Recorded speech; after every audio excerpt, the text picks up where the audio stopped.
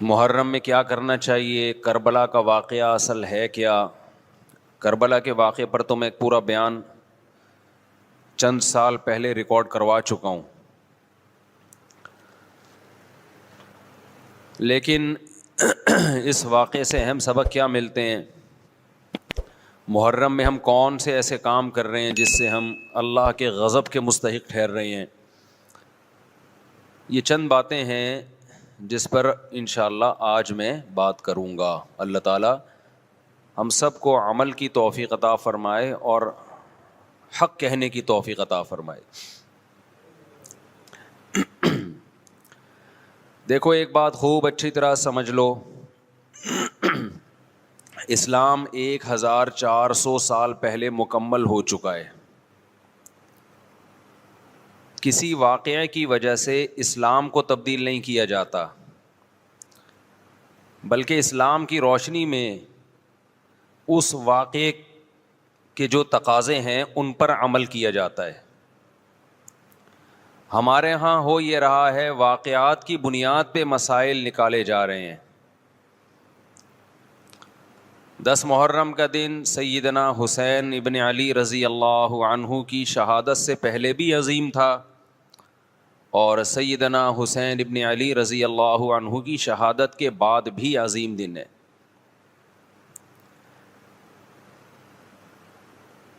آج آپ نے ایک نعرہ بہت سنا ہوگا کہ جی اسلام میں فرقہ واریت نہیں ہے، ہم کسی فرقے سے نہیں ہیں۔ میں بار بار کہتا ہوں کہ یہ بڑا خوشنما نعرہ ہے جو سننے میں بہت اچھا لگتا ہے، کچھ باتیں سننے کی حد تک بہت اچھی ہوتی ہیں لیکن پریکٹیکل لائف میں ان کی ویلیو بالکل بھی نہیں ہوتی۔ جب آپ پریکٹیکل لائف میں آتے ہیں تو پھر آپ کو یہ فیصلہ کرنا پڑتا ہے کہ آپ کس فرقے سے تعلق ہے آپ کا۔ آپ سنی ہیں، شیعہ ہیں، معتزلہ ہیں، مرجیہ ہیں، قدریہ ہیں، ناصبیہ ہیں، کیا ہے آپ کا فرقہ؟ یہ کہہ دینا آسان ہے، میرا کوئی فرقہ نہیں ہے۔ اس پر سب سے بڑا اشکال یہ ہوتا ہے، یہ میں اس لیے فرقے کی بات کر رہا ہوں کہ آپ کو بھی طے کرنا پڑے گا کہ آپ یا تو شیعہ بن جاؤ بھائی یا سنی بن جاؤ، ایک طرف ہو جاؤ آپ۔ محرم میں شیعہ بنے ہوئے ہوتے ہیں، رمضان میں سنی بنے ہوئے ہوتے ہیں، ربیع الاول میں بریلوی بنے ہوئے ہوتے ہیں، تو پتہ ہی نہیں چلتا کہ ٹکتا ہی نہیں ہے کسی ایک جگہ۔ اور یہ جو نعرے ہیں نا کہ اسلام میں فرقے نہیں ہیں، یہ ویسے ہی قرآن و سنت کی روشنی میں غلط ہیں۔ اسلام میں 73 فرقے ہیں، حدیث میں آتا ہے میری امت 73 فرقوں میں ڈیوائیڈ ہوگی، جن میں ایک جنتی ہوگا اور 72 جہنمی ہوں گے۔ تو وہ ایک جنتی بھی تو فرقہ ہی ہوگا نا۔ جس نے عمل نہیں کرنا ہوتا نا، وہ یہ کہہ کے جان چھڑاتا ہے کہ میرا کوئی فرقہ نہیں ہے، تاکہ وہ بے پیندے کے لوٹے کی طرح لڑکتا رہے، کبھی ادھر کبھی ادھر، کیونکہ عمل تو کرنا نہیں ہے اس نے۔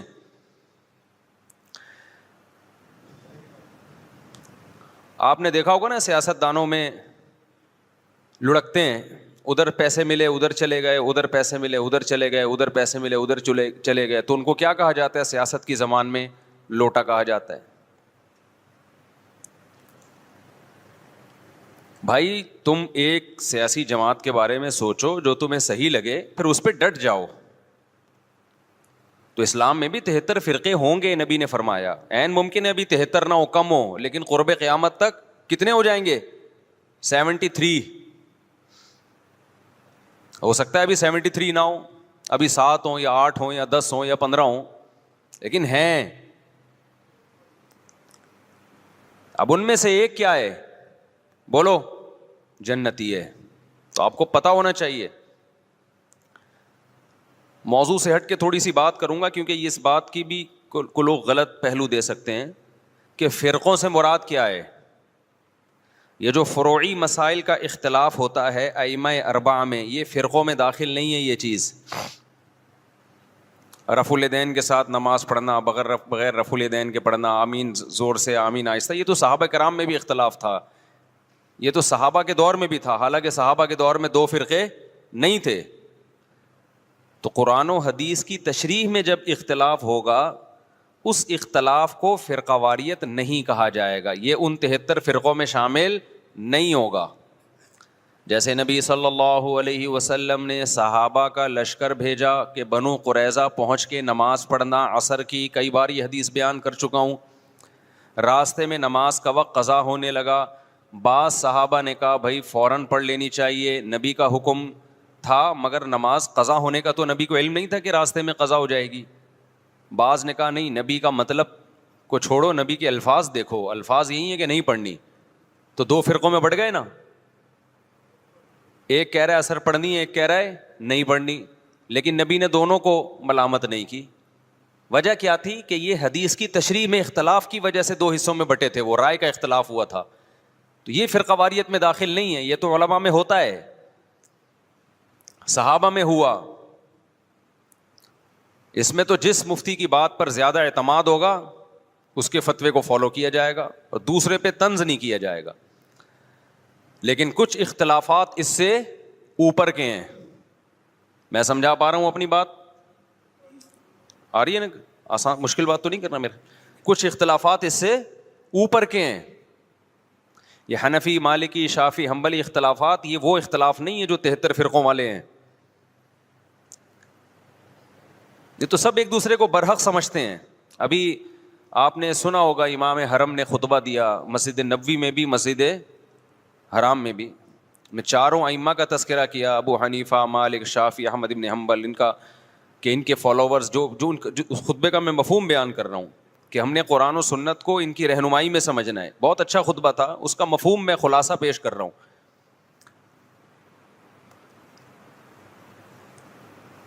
تو یہ اختلاف تو فروعی اختلاف ہے، لیکن کچھ اختلافات کیا ہوتے ہیں؟ اوپر کے ہوتے ہیں. بیسک بنیادی عقیدوں کا اختلاف، ختم نبوت کا اختلاف. چھوٹا اختلاف ہے، بڑا اختلاف ہے؟ بڑا اختلاف ہے. قادیانی بھی اپنے آپ کو مسلمان کہتا ہے اور ہم قادیانی کو مسلمان نہیں مانتے. اب کوئی آپ سے پوچھے قادیانی ہو یا نہیں ہو، آپ بولے میں فرقوں کو نہیں مانتا، او بھائی تو جان چھڑا رہا ہے اپنی. آپ کو مینشن کرنا پڑے گا کہ آپ ختم نبوت کے قائل ہو یا نہیں ہو. اگر قائل ہو تو اس کا مطلب آپ قادیانی نہیں ہو. معتزلہ ایک فرقہ تھا اسلام میں، اس کی کچھ باقیات ابھی بھی ہیں. قدریہ ایک فرقہ تھا اسلام میں. خوارج ایک فرقہ تھا اسلام میں. بہت سے فرقے تو ہوئے، بنے اور تحلیل ہو گئے، اپنی اصل فارم میں رہے نہیں. کچھ لوگوں نے تقدیر کا انکار کیا، اسلام میں ایسے فرقے بھی پیدا ہوئے. اب تقدیر کا جو انکار کیا انہوں نے، یہ چھوٹا اختلاف تھا یا بڑا اختلاف تھا؟ بولو، بولنا پڑے گا آپ لوگوں کو پلیز. یہ بڑا اختلاف تھا، کیونکہ تقدیر کا عقیدہ تواتر سے ثابت ہے، تواتر سے. اس کا انکار انسان کو گمراہ بنا دیتا ہے، اسلام نہیں مانتا ایسے شخص کو. کچھ لوگوں نے زکوٰۃ کا انکار کیا ابو بکر کے دور میں رضی اللہ عنہ. یہ چھوٹا اختلاف تھا، بڑا اختلاف تھا؟ بڑا اختلاف. ایک فرقہ وجود میں آیا، حضرت ابو بکر نے تلوار اٹھا کے ان کے خلاف جہاد کیا. جبریہ ایک فرقہ تھا، انہوں نے کہا کہ ہم مجبور ہیں، ہم جو عمل کرتے ہیں اپنے اختیار سے نہیں کرتے، گن پوائنٹ پہ اللہ ہم سے کرواتا ہے، چاہے نیکی ہو چاہے برائی ہو، ہمارے ارادے کا کوئی دخل نہیں ہے.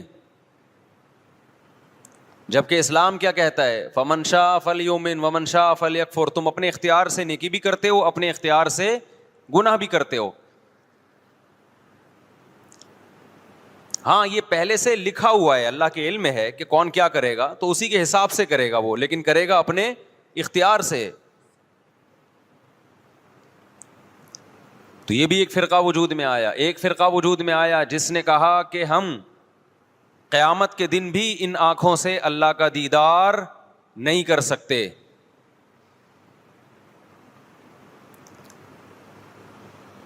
اہل سنت والجماعت کا عقیدہ ہے کہ مومنین کو قیامت کے دن انہی آنکھوں سے اللہ کا دیدار ہوگا، کیونکہ بہت ساری احادیث ہیں اس پر. تو جب اتنے سارے فرقے وجود میں آئے، یہ نبی کے دور میں نہیں تھے لیکن صحابہ کے دور میں پیدا ہونا شروع ہو گئے, پھر تابعین, اور اب تک بنتے چلے جا رہے ہیں. اور جو شخص اٹھ کے بات کرتا ہے کہ میں فرقہ واریت کو ختم کرنے کے لیے آیا ہوں, میرا کوئی فرقہ نہیں ہے, تو سمجھ لو بغیر نام کے ایک نیا فرقہ وجود میں آ رہا ہے. کیونکہ جو اہل حق فرقہ ہے وہ تو ہمیشہ سے ہے, آپ کو اس کے اندر اپنے آپ کو شامل کرنا پڑے گا. نئی چیز مارکیٹ میں لاؤ گے تو حدیث میں آتا ہے میری امت گمراہی پہ جمع نہیں ہو سکتی. آپ جب نیا فرقہ لانچ کر رہے ہیں اور تمام فرقوں کو غلط قرار دے رہے ہیں تو آپ بزبان حال یہ کہہ رہے ہیں کہ پوری امت گمراہی پہ جمع ہو گئی تھی, جبکہ نبی نے فرمایا ایک ہمیشہ کیا رہے گا, ہر دور میں ایک فرقہ برحق رہے گا, وہ جنتی, وہ ہمیشہ رہے گا, وہ کبھی ختم نہیں ہوگا. تو آپ کو چاہیے یہ تھا کہ جب آپ نئی چیز مارکیٹ میں لائے تو آپ کو کہنا چاہیے تھا میں صحیح والے فرقے کو فالو کر رہا ہوں جو یہ ہے, دلائل سے اس کو ثابت کرتے. جب آپ نے سب کو غلط قرار دے دیا تو اس کا مطلب آپ خود غلط ہیں, پھر آپ خود ایک نئی چیز لا رہے ہو مارکیٹ میں. اب یہاں سے آپ لوگ کی سمجھ میں آنا ختم. یہ بات سمجھا کے بھائی تھک گئے ہیں ہم یار, اب مان لو. تو فرقوں کی یہ جو باتیں کر رہے ہیں نا, زیادہ تر ہمارا کوئی فرقہ کسی فرقے ٹوپی ڈرامہ ہے بھائی. تو کتنے سارے فرقے پیدا ہونا شروع ہو گئے. خوارج پیدا ہوئے جنہوں نے حضرت عثمان کو قتل کر دیا. خوارج کیا تھے کہ امیر کی اطاعت نہ کرنا اور باتیں یہ کرنا کہ ہم سسٹم تبدیل کرنا چاہتے ہیں, ہم برائی کو برداشت نہیں کر سکتے, ہم غلط چیز کو برداشت نہیں کر سکتے. تو حضرت عثمان پہ انہوں نے اعتراضات کرنا شروع کیا, آپ کا یہ کام غلط, یہ کام غلط. جو مخلص صحابہ تھے انہوں نے اگر حضرت عثمان سے اختلاف کیا ادب کے دائرے میں, مشہور حدیث ہے حضرت زید بن حارثہ رضی اللہ عنہ سے لوگوں نے کہا کہ حضرت عثمان کی بعض پالیسیوں پہ ہمیں اعتراض ہے, آپ ان کو نصیحت کیوں نہیں کرتے؟ تو انہوں نے کہا میں تمہارے سامنے تھوڑی نصیحت کروں گا, وہ امیر ہیں, میں نے اگر ان کو سمجھانا ہوگا عزت کے ساتھ بند کمرے میں ان سے بات کروں گا, تمہیں خوش کرنے کے لیے تھوڑی کروں گا میں. تو یہ وہ لوگ تھے کہ جن کو امیر سے اگر اتفاق ہوتا, امیر سے اگر کسی بات پہ اختلاف ہوتا تو یہ شورش برپا نہیں کرتے, فتنہ نہیں پھیلاتے. اور جو فتنہ پرست ہوتے ہیں وہ لوگوں میں جا کے حکومت کے خلاف بغاوت کی ترغیبیں دے رہے ہوتے ہیں, اٹھو تلوار سے ان کو سیدھا کرو. تو تلوار تو نہیں چلتی, اس تلوار سے فائدہ تو نہیں ہوتا. اس تلوار سے کیا ہوتا ہے, مسلمان آپس میں لڑ پڑتے ہیں, امن خراب ہوتا ہے.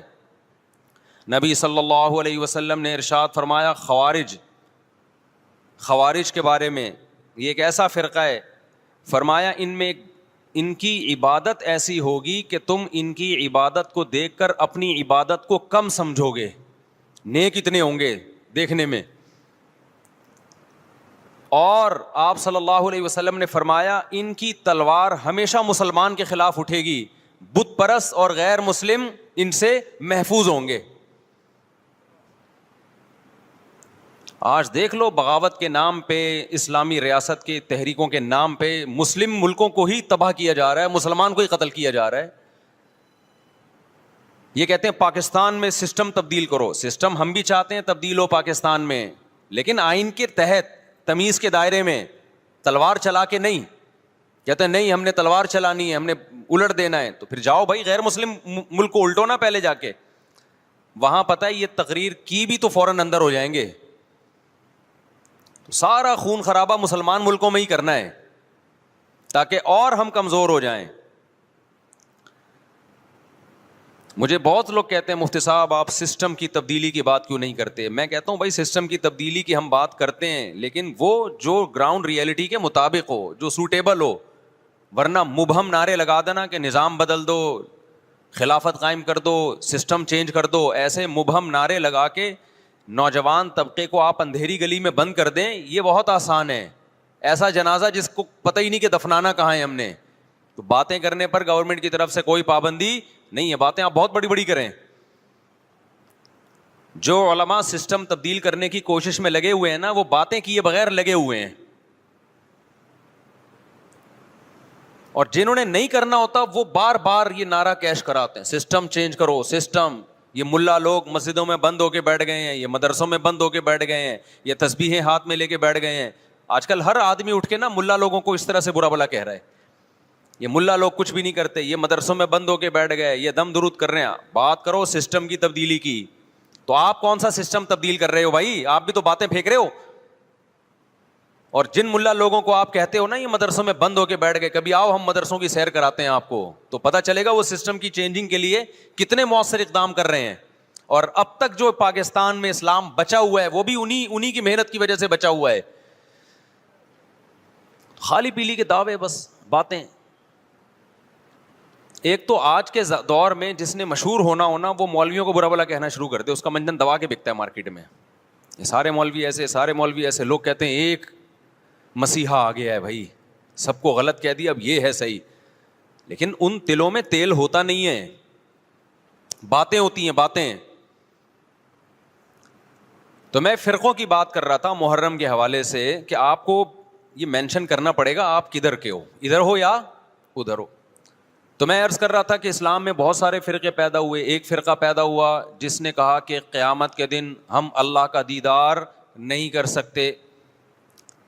تو ان تمام فرقوں میں صحیح کون ہے غلط کون ہے, اس کے لیے جو اہل حق لوگ تھے انہوں نے ایک معیار قرار دیا کہ یہ عقیدے جن کے ہوں گے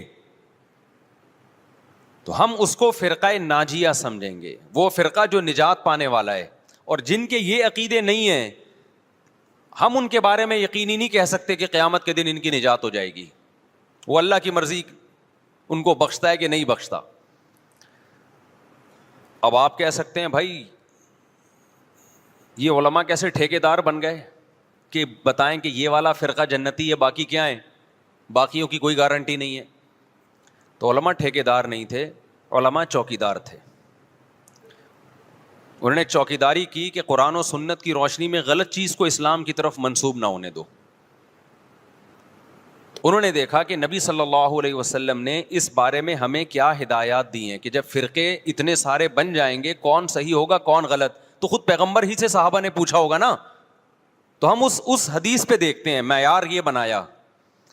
یہاں تک بس آ گئی, یہ بہت امپورٹنٹ بیان ہے, اس کو ہلکا نہ سمجھیں آپ لوگ. پھینکتا رہتا نا میں یہاں بیٹھ کے, آپ واہ واہ کرتے رہتے, واہ واہ واہ واہ, میرا کوئی فرقہ نہیں ہے, میرا کوئی فرقہ نہیں ہے, میں قرآن حدیث کی بات مانتا ہوں. تو قرآن حدیث کا لیبل تو ہر آدمی لگا رہا ہے. جس کے پاس بیٹھ جاؤ قرآنی آیات اور حدیث پڑھے گا اور اپنی مرضی کی تشریح کرنا شروع کر دے گا اس کی. جناب پروفیسر غامدی صاحب بھی قرآن حدیث کی بات کرتے ہیں, رجم کا انکار کرتے ہیں. وہ کہتے ہیں کہ کل آپ کا امتحان ہے تو آج رمضان کا روزہ چھوڑ سکتے ہیں. یہ دعویٰ وہ قرآن حدیث کی روشنی میں کرتے ہیں.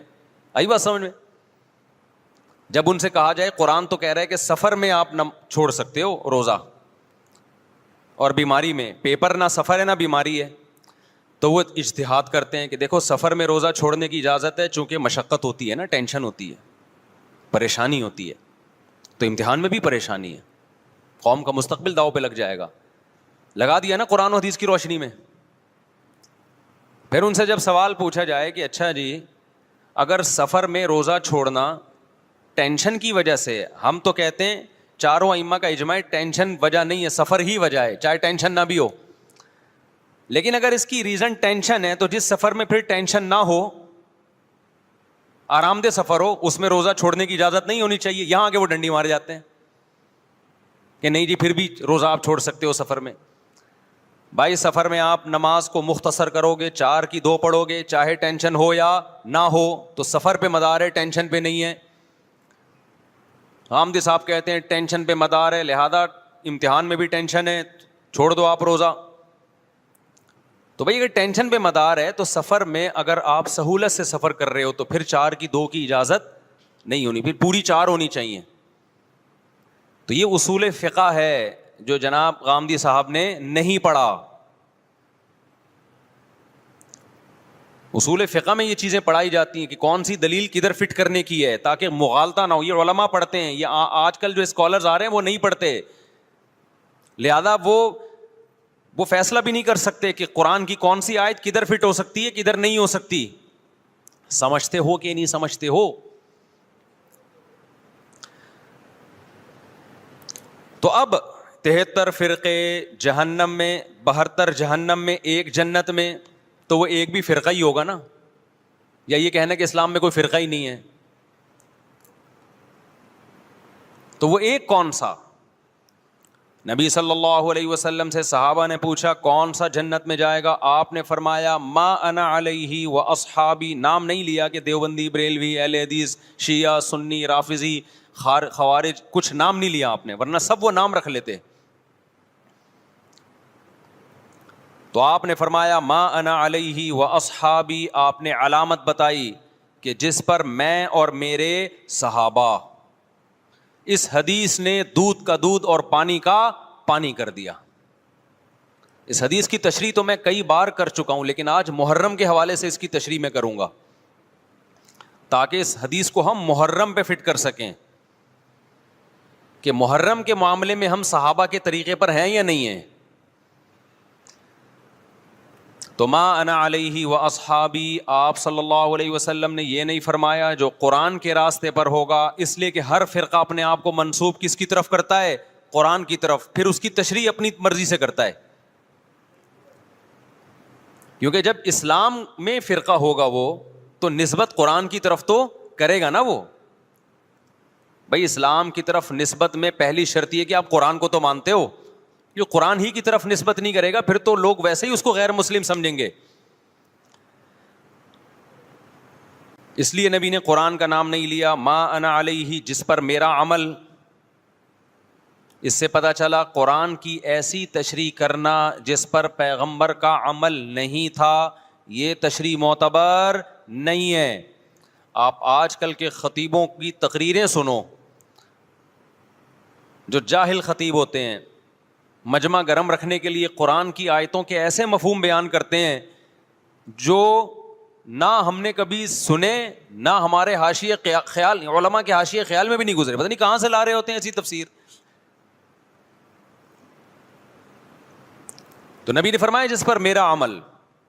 لیکن اتنا کافی نہیں ہے. بعض لوگ قرآن اور نبی کے عمل کی ایسی تشریح کریں گے جس کو صحابہ بولو نہیں مانتے، جس پر صحابہ کا عمل نہیں تھا.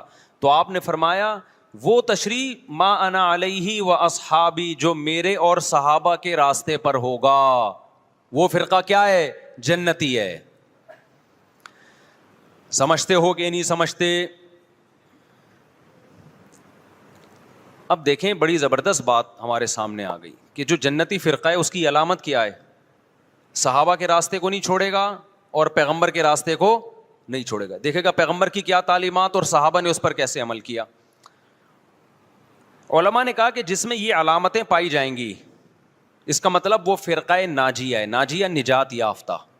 تو علماء نے اس کو ایک نام بھی دے دیا یہ اس علامت کی بیس پہ. یہ نام علماء نے دیا تاکہ نام سے پہچان ہو جائے کہ اس حدیث کے معیار پہ یہ فرقہ اترتا ہے یا نہیں اترتا. تو حدیث میں دو چیزوں کا ذکر تھا، ایک سنت اور ایک صحابہ. تو صحابہ کے لفظ کو جماعت سے تعبیر کیا، یعنی اجماع صحابہ. صحابہ کا جو اجماع ہے نا اس کے خلاف نہ ہو، صحابہ کے راستے سے نہ ہو، اس کو الجماع کہا گیا. اور نبی کے طریقے کو سنت کہا گیا. تو اس لیے اس فرقے کا نام جو نجات یافتہ تھا اسلاف نے نام رکھا اہل السنت والجماعہ. کھوپڑی شریف میں بات آ گئی، اہل سنت والجماعت جو حدیث کو بھی مانتے ہیں اور صحابہ کو بھی مانتے ہیں. لیکن ظلم یہ ہوا کہ بہت سے لوگ جو نہ سنت کو مانتے نہ صحابہ کو مانتے، انہوں نے اپنا نام اہل سنت والجماعت رکھ لیا. حالانکہ نام میں کچھ نہیں رکھا. اصل کیا ہونا چاہیے؟ کام وہ ہونا چاہیے جو سنت اور جماعت کے مطابق ہو. تو اب یہ نہیں کہ جو فرقہ بھی اہل سنت والجماعت کا لیبل لگا کے آ جائے آپ نے اس کو جنتی ماننا شروع کر دینا. نا نا نا نا نا، آپ نے علامت دیکھنی ہے کہ اس میں اہل سنت والجماعت والی علامتیں پائی جاتی ہیں، وہ عقیدے ہیں جو اہل سنت والجماعت کے ہیں، پھر تو ہم مانیں گے. ادروائز اس کو ہم فرقہ ناجیہ میں نہیں مانیں گے. بات آ رہی ہے سمجھ میں کہ نہیں آ رہی ہے؟ تھوڑی علمی پیچیدہ بحث ہو گئی میرا خیال ہے آج. یہ فرقہ واریت نا ایک بڑا ٹاپک بن چکا ہے. ہر آدمی فرقہ واریت کے نام پہ منجن بیچ رہا ہے کہ میں فرقہ واریت نہیں مانتا، میں یہ مانتا ہوں. ابے تم بس کر دو یار، بس کرو. آپ باتیں کرنے پر گورنمنٹ کی طرف سے کوئی پابندی نہیں ہے، پریکٹیکل لائف میں نہیں چلتا یہ سب کچھ. تو جو اہل سنت والجماعت سچی مچی کے تھے، اب اہل سنت والجماعت میں بھی ہر آدمی اہل سنت والجماعت بنا ہوا ہے. اہل سنت والجماعت کی جو شارٹ فارم اردو میں آئی اس کو سنی کہا گیا. سنت سے نکلا یہ لفظ. اس کو کیا کہا گیا؟ بولو نا کیا ہو گیا؟ سنی. یہ اہل سنت والجماعت کی کیا ہے؟ کیونکہ اتنا ٹائم نہیں تھا پاکستانیوں کے پاس کہ وہ اتنا لمبا نام لیتے اہل سنت والجماعت، تو انہوں نے اس کو کیا کہنا شروع کر دیا؟ وی آر سنی. تو ہم کیا ہیں بھائی؟ فرقہ ہم 73 فرقوں میں ہمارا فرقہ کون سا ہے؟ ہم سنی ہیں، جو اہل سنت والجماعت کی شارٹ فارم ہے. یہاں تک بات کھوپڑی شریف میں آ گئی. اب جو سنی ہے نا، ان کے کچھ مخصوص عقیدے ہیں. وہ عقیدے ہوں گے تو آپ سنی ہوگے، وہ عقیدے نہیں ہے تو آپ سنی نہیں ہے. لیبل لگاتے رہو. جیسے وہ بار بار میں چٹکلا سناتا ہوں نا کہ ایک آدمی نے چاول کی بوری پر، چینی کی بوری پر چاول لکھا ہوا تھا. لوگوں نے پوچھا بھائی اندر چینی ہے باہر چاول، کہتے ہیں مکھیوں کو دھوکہ دینے کے لیے، مکھیاں بہت بیٹھتی ہیں. تو لیبل کیا لگا دیا؟ چاول کا. اندر کیا ہے؟ چینی. تو ایسے ہی بہت سے لوگ لیبل یہ لگاتے ہیں کہ اہل سنت والجماعت ہم سنی ہیں. لیبل انہوں نے سنی کا لگا دیا، اس فرقے کا لگا دیا جس کو ہم نجات یافتہ سمجھتے ہیں، لیکن اندر مال جو پڑا ہوا ہے وہ سنی والا مال نہیں ہے. تو یاد رکھو، چاول کے لفظ سے کیا مکھی دھوکہ کھا سکتی ہے اور بوری پہ نہ آئے؟ تو کیا سنی کے لفظ سے فرشتے دھوکہ کھا سکتے ہیں؟ یہ معاذ اللہ، اللہ دھوکہ کھا سکتا ہے جبکہ اندر مال سنی والا نہیں ہو؟ یہ ہو سکتا ہے کیا؟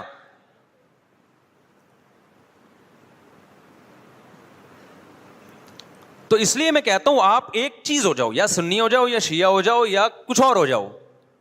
کبھی ادھر جا رہا ہے کبھی ادھر جا رہا ہے، کبھی ادھر لڑک رہا ہے. محرم میں شیعہ بن رہا ہے، ربیع الاول میں بریلوی بن رہا ہے، رمضان میں انسان کا بچہ بنتا ہے. میں یہ نہیں کہہ رہا کہ بریلوی انسان کے بچے نہیں ہیں، یعنی رمضان میں ایسا لگے گا جیسے بہت نیک آدمی. تراویح میں پہلے 3 دن دیکھو نا آپ.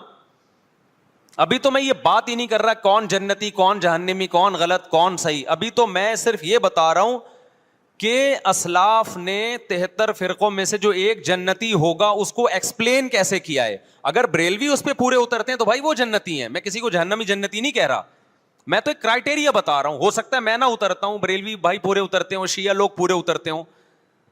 کسی ایک کو میں یقینی طور پہ نہ جنتی کہہ رہا ہوں نہ جہنمی. میں تو کہہ رہا ہوں کہ آپ فیصلہ کرو کہ آپ ادھر ہو یا ادھر ہو، درمیان میں نہ لٹکو. ایسا نہیں ہو سکتا ایک ٹانگ جہنم میں ایک ٹانگ جنت میں آپ کی. یا تو پورے ادھر جاؤ گے یا پورے ادھر جاؤ گے. کھوپڑی شریف میں بات آ رہی ہے کہ نہیں آ رہی ہے؟ تو نبی صلی اللہ علیہ وسلم نے فرمایا جنتی فرقے کی علامت ما انا علیہ و اصحابی، جس پر میں اور میرے صحابہ ہوں. اب نبی اور نبی کے صحابہ کس طریق پر تھے، کس ٹریک پر تھے؟ اس کو امام طحاوی رحمہ اللہ تعالی جو حنفیہ میں بہت بڑے محدث گزرے ہیں، امام ابو حنیفہ کے شاگردوں کے شاگردوں کے شاگردوں میں تھے.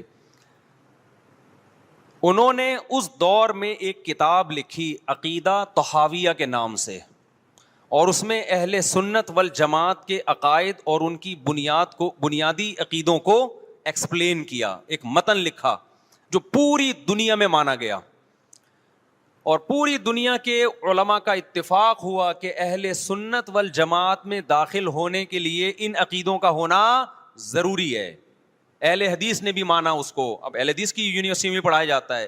حنفیوں نے بھی مانا، مالکیوں نے بھی مانا، شافعیوں نے بھی مانا، حنبلیوں نے بھی مانا. سعودی عرب کی یونیورسٹی میں بھی پڑھائی جاتی ہے. وہ لکھنے والے اگرچہ حنفی تھے لیکن وہ جو عقیدے تھے وہ سب کے ہیں. وہ اس سے اہل سنت غیر اہل سنت سے کیا ہو رہے تھے، ان میں فرق ہو رہا تھا. سمجھتے ہو کہ نہیں سمجھتے؟ اس کتاب کا نام کیا ہے؟ العقیدۃ الطحاویہ.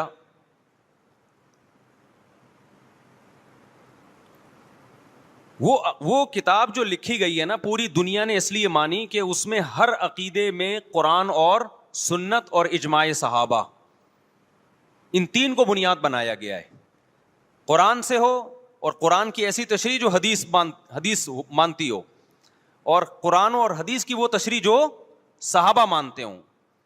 لہذا اس وقت پوری دنیا میں جو اہل حق علماء تھے ان کا اتفاق ہو گیا، اور اب تک یہ اتفاق چلا آ رہا ہے کہ جو ان عقیدوں سے ہٹے گا وہ یا تو قرآن کے راستے پر نہیں ہے، یا نبی کے راستے پر نہیں ہے، یا صحابہ کے راستے پر نہیں ہے. اٹ مینس کہ وہ اہل سنت والجماعت سے خارج ہے. خارج کہہ کے ہم اس کو کافر نہیں کہہ رہے، کافر کہنا نہ کہنا یہ ایک الگ بحث ہے. کچھ کافر ہیں، کچھ کافر نہیں ہے، لیکن وہ نجات یافتہ فرقوں میں نہیں ہے. بہرحال وہ اس فرقے میں نہیں ہے جس کی نبی صلی اللہ علیہ وسلم نے جنت میں جانے کی گارنٹی لی ہے. سمجھتے ہو کہ نہیں سمجھتے ہو؟ اب ان عقیدوں میں کیا ہے بھائی؟ وہ یہ کہ اہل سنت والجماعت جب بھی کوئی مسئلہ نکالیں گے اس کی بنیاد 4 چیزیں ہوں گی: قرآن، حدیث، اجماع امت. یعنی ایسی تشریح کبھی نہیں کی جائے گی قرآن و سنت کی جو امت کے اجماع کے خلاف ہو، کیونکہ امت حدیث میں بہت دفعہ یہ ہے کہ امت گمراہی پہ جمع نہیں ہو سکتی. آپ ایسی تشریح کسی حدیث کی کر رہے ہیں جو کوئی بھی نہیں مانتا اب تک، اس کا مطلب آپ گمراہی پھیلا رہے ہیں. اور چوتھی چیز ہے قیاس. بعض مسائل قرآن و حدیث میں واضح نہیں ہیں لیکن قرآن اور حدیث میں ان کی طرف اشارے ہیں، تو مجتہد کیا کرتا ہے کہ وہ قرآن و حدیث کے ان معنی اور مضمون میں غوطے لگا کے وہ مسائل کا استنباط کرتے ہیں، زمانے کے حساب سے نئے نئے مسائل اخذ کرتے ہیں. سمجھتے ہو کہ نہیں سمجھتے؟ تو 4 اصول اہل سنت والجماعت کے: قرآن سے مسئلہ نکالا جائے گا، حدیث سے نکالا جائے گا، اجماع امت سے، اور چوتھے نمبر پہ قیاس سے. اب میں آتا ہوں اصل ٹاپک کی طرف. یہ تو پوری تمہید تھی نا. اس بات میں 2 رائے نہیں ہو سکتی کہ سیدنا حسین رضی اللہ تعالی عنہ کو جو کربلا میں شہید کیا گیا یہ کائنات کا بدترین ظلم تھا.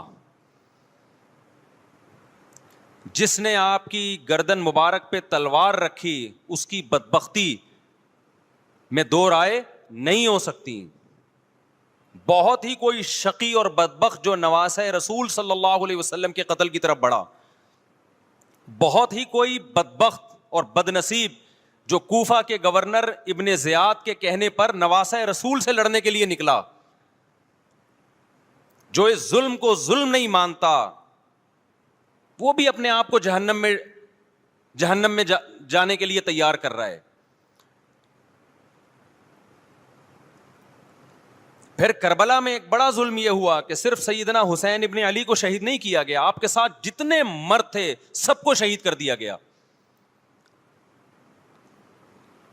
لیکن ہمیں پیغمبر صلی اللہ علیہ وسلم اور صحابہ کی سیرت میں کیا ملتا ہے؟ میں ایک آیت سے آپ کو سمجھاتا ہوں.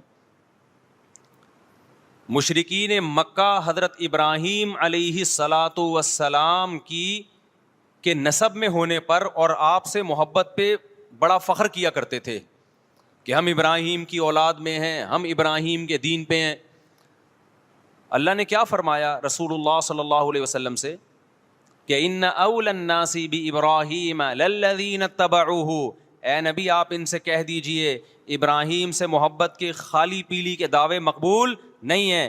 ابراہیم کے زیادہ حقدار وہ ہیں جو ابراہیم علیہ السلام کی اتباع کرتے ہیں، اور یہ پیغمبر اور صحابہ یہ ابراہیم علیہ السلام کے دین کو فالو کرتے ہیں، اور تم ابراہیم کے دین کو فالو نہیں کر رہے، ان سے محبت کے دعوے دار ہو. تو خالی محبت کے دعوے داری اللہ کے ہاں مقبول نہیں ہے. اللہ کے ہاں وہ محبت کی دعوے مقبول ہیں جس میں آپ محبوب کو فالو کر رہے ہوں. سیدنا حسین ابن علی رضی اللہ تعالی عنہ جو جنت کے جوانوں کے سردار ہیں، آپ سے محبت کا دعویٰ اس وقت مقبول ہوگا جب آپ سیدنا حسین کی سیرت کو فالو کریں گے. رونا پیٹنا ماتم کرنا یہ سیدنا حسین اور اہل بیت کی سیرت نہیں ہے. صبر کرنا، ظالم کے سامنے ڈٹ جانا، جان کے خوف سے اپنی پالیسیوں سے پیچھے نہ ہٹنا، یہ سیدنا حسین ابن علی رضی اللہ عنہ کی سیرت ہے جو آج ہمیں کہیں بھی نظر نہیں آتی.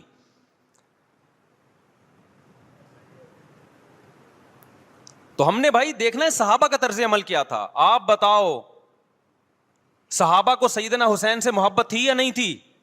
کیا غم کا پہاڑ ٹوٹا ہوگا جب اطلاع ملی ہوگی کہ سیدنا حسین ابن علی اور آپ کے اصحاب اور اہل بیت کو سب کو کربلا میں شہید کر دیا گیا ہے. کیا قیامت گزری ہوگی. کوفہ سے ایک شخص آیا نا, عبداللہ بن عمر سے پوچھنے لگا جو مارنے پر دم کا مسئلہ. انہوں نے فرمایا تم نے پیغمبر کے نواسے کو قتل کر دیا اور مسئلہ یہ پوچھ رہے ہو کہ جو مارنے پر دم آئے گا کہ نہیں آئے گا. ایک طرف تم نے پیغمبر کے نواسے کو قتل کر دیا کربلا میں, اور اب ہم سے آ کے مسئلہ پوچھتے ہو جو مارنا جائز ہے یا نہیں ہے. صحابہ کے ہاں یہ غم کم غم نہیں تھا. دیکھو حضرت معاویہ رضی اللہ تعالی عنہ کے ہاتھ پہ بھی حضرت حسین نے بیعت نہیں کی, لیکن بغاوت بھی نہیں کی. کیوں؟ بغاوت سے فتنے کا اندیشہ تھا. حضرت حسن جو حضرت حسین کے بڑے بھائی تھے, انہوں نے سیدنا معاویہ رضی اللہ تعالی عنہ کے ہاتھ پہ بیعت کی اور اس اختلاف کو ہمیشہ کے لیے اپنی کوشش کے مطابق ہمیشہ کے لیے ختم کر دیا. ختم ہوا نہیں ہوا ایک الگ بحث ہے, لیکن حضرت حسن کا مقصد کیا تھا کہ مسلمانوں کی دو جماعتوں کو میں آپس میں لڑتا ہوا نہیں دیکھ سکتا. لوگوں نے کہا آپ خلافت کے حقدار ہیں, آپ نے فرمایا میں دستبردار ہوتا ہوں سیدنا معاویہ کے حق میں. حضرت حسن بیعت ہو گئے حضرت معاویہ سے, اور یہ اختلاف کو کیا کر دیا؟ ختم. حضرت حسین بیعت نہیں ہوئے, لیکن حضرت حسین نے بغاوت بھی نہیں کی. ہر ایک کی اپنی رائے تھی, حضرت حسن کی اپنی رائے تھی. ان کا خیال تھا کہ بیعت ہونا مسلمانوں کے لیے زیادہ مفید ہے, ایک پاورفل حکومت ہوگی, ایک طاقتور ریاست ہوگی, ورنہ لڑتے رہیں گے آپس میں. حضرت حسین کا موقف یہ تھا کہ میں بغاوت تو نہیں کروں گا لیکن بیعت بھی نہیں ہوں گا, کیونکہ اگر بیعت ہو گیا تو اس سے جو خلفائے راشدین کے دور میں جو خلیفہ کی سلیکشن کا طریقہ تھا وہ طریقہ ختم ہو جائے گا. تو میں اگر اس طریقے کو نہیں لا سکتا تو اس کے خلاف کو پروموٹ بھی نہ کروں میں. یہ بھی ایک رائے تھی. میں سمجھا پا رہا ہوں اپنی بات؟ بھائی رائے کا اختلاف ہوتا ہے نا. نبی صلی اللہ علیہ وسلم نے فرمایا اذا اجتہد المجتہد فإن اصاب فلہ اجران وإن اخطأ فلہ اجر واحد. جب کوئی مجتہد اللہ کی رضا کو سامنے رکھ کے اجتہاد کرتا ہے, صحیح اور غلط کا فیصلہ کرنے بیٹھتا ہے, رائے یعنی اس کا مقصد اللہ کی رضا ہو, تو اگر وہ درست نتیجے پہ پہنچے تو 2 ثواب, غلط نتیجے پہ پہنچے تو بھی 1 نیکی اس کو ملتی ہے, اس لیے کہ اس کے بس میں جو خیر خواہی کا کے لیے جو تھا وہ اس نے کر دیا. رائے کا اختلاف ہوتا ہے. تو حضرت حسن رضی اللہ تعالیٰ عنہ بیعت ہوئے حضرت معاویہ کے ہاتھ پہ. سیدنا حسین نہ بیعت ہوئے اور نہ آپ نے بغاوت کی, خاموشی اختیار کی. حضرت معاویہ رضی اللہ تعالی عنہ نے سیدنا حسین کو تلوار کی زور سے بیعت پر مجبور نہیں کیا, بلکہ نواسہ رسول کا خیال کیا اور وصیت بھی کی لوگوں کو. لیکن جب حضرت معاویہ کے بعد یزید جانشین ہوا, اس کی سب سے بڑی غلطی یہ تھی کہ اس نے نواسہ رسول صلی اللہ علیہ وسلم اور آپ کے ساتھ جو چند اہل بیت اور چند صحابہ تھے, اس وقت بھی حضرت حسین نیوٹرل تھے. نہ حضرت حسین نے بغاوت کا ارادہ کیا اور نہ بیعت کرنے کا ارادہ کیا. یزید ابن معاویہ کو چاہیے تھا کہ سیدنا حسین رضی اللہ عنہ کو اپنے حال پہ چھوڑ دیتا, اپنے والد کی طرح.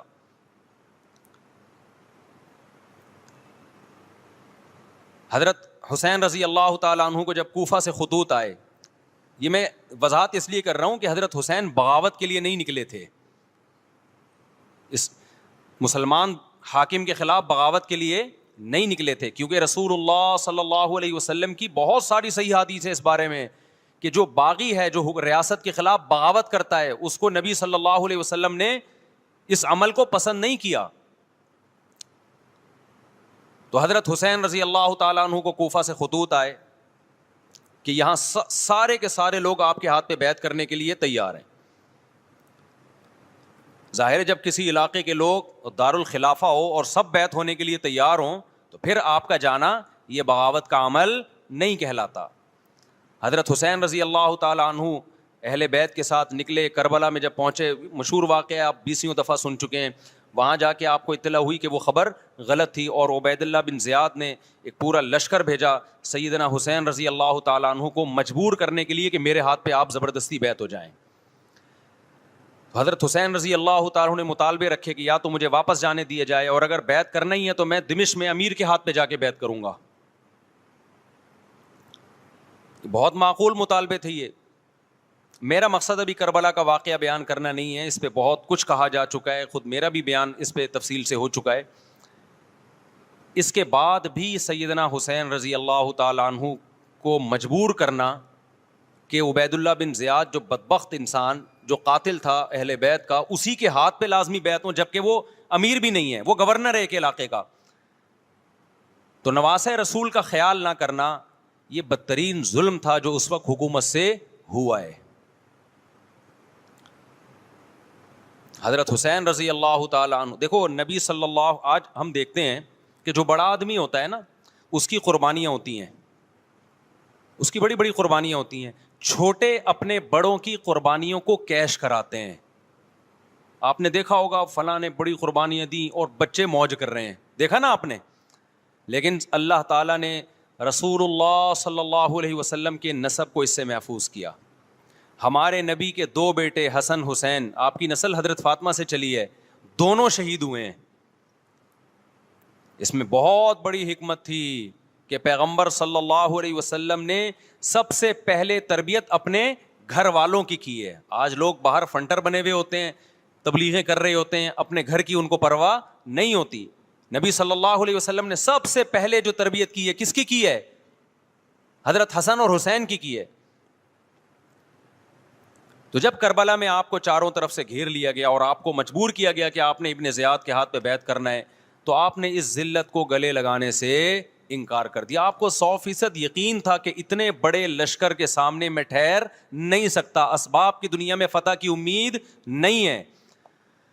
لیکن حضرت حسین رضی اللہ تعالی عنہ نے لڑنے کا فیصلہ کر کے اور شہادت کو قبول کرنے کا فیصلہ کر کے ابن زیاد اور اس زمانے کے حکمران جو اس قتل پہ راضی تھے، قیامت تک کے لیے ان پہ لعنت کے سلسلے کا دروازہ کھول دیا.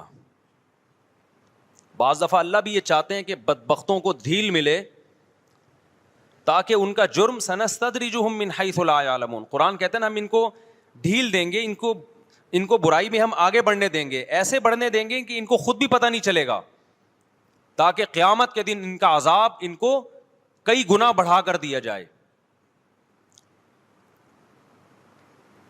اب میرے بھائی ہمارے لیے کیا سبق ملتا ہے؟ جب یہ واقعہ ہوا عالم اسلام میں کوہرام مچ گیا، لیکن کیا اس واقعے کے بعد اہل بیت کی جو مقدس اور پاکیزہ عورتیں تھیں، کیا انہوں نے نوحہ کیا یا صبر کیا؟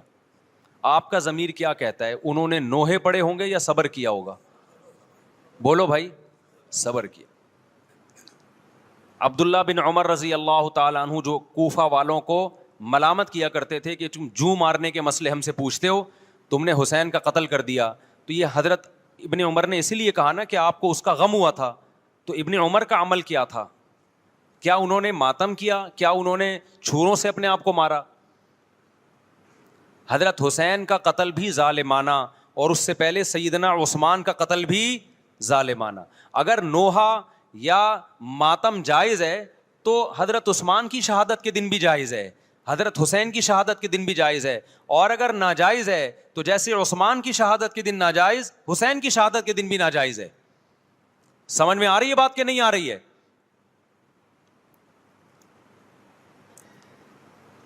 قرآن کیا کہتا ہے ایسے مواقع کے بارے میں؟